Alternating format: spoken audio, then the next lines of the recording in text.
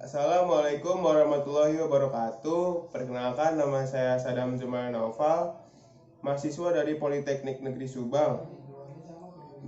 Prodi saya adalah pemeliharaan mesin dengan nomor pokok 10206028. Kali ini saya akan mengupas tentang buku Pendidikan Pancasila untuk Perguruan Tinggi yang disusun oleh Dr. Ujang Carda, SHMH MIP MAP. Nah, dalam kesempatan kali ini saya akan mengupas bab per babnya.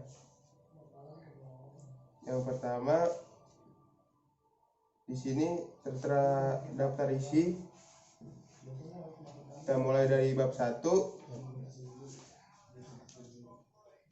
Bab 1 ada orientasi terhadap pendidikan Pancasila yang berisikan tentang landasan dan tujuan pendidikan Pancasila, rumusan Pancasila, dan tujuan mempelajari Pancasila.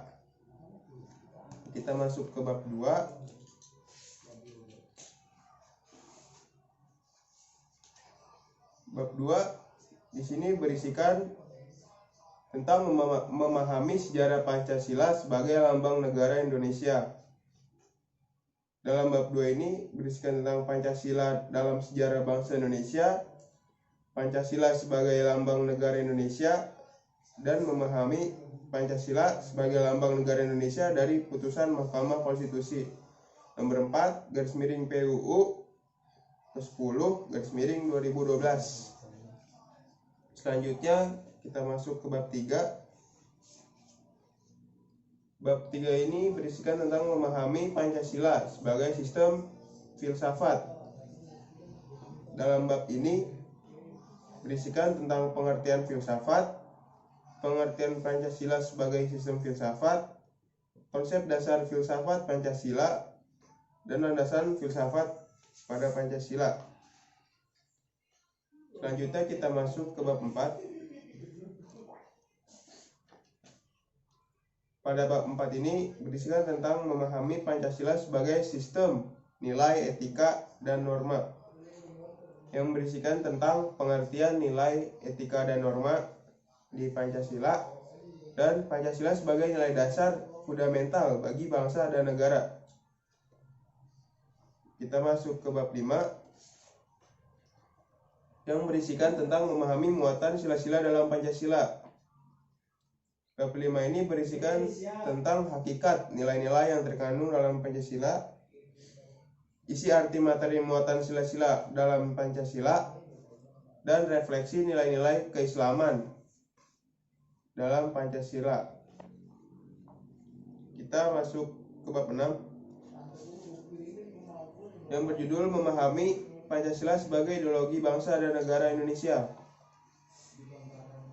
yang berisikan tentang pengertian ideologi, makna ideologi bagi bangsa Indonesia, perbandingan ideologi Pancasila dengan ideologi lain, kedudukan dan fungsi Pancasila dalam tata kehidupan bangsa Indonesia, dan memahami makna Pancasila sebagai ideologi negara dari putusan Mahkamah Konstitusi nomor 100 PUU ke-11 2013. Kita masuk ke bab 7.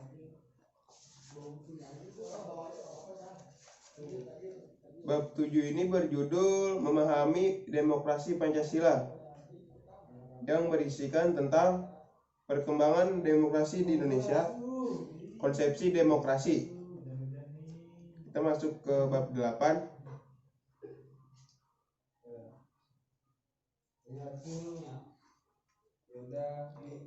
Bab 8 yang berjudul memahami hak dan kewajiban hak asasi manusia dalam Pancasila. Pada bab 8 ini berisikan tentang sejarah perkembangan hak asasi manusia, istilah dan pengertian hak asasi manusia, macam-macam hak asasi manusia, dan pemahaman hak asasi manusia. Kita masuk ke bab 9.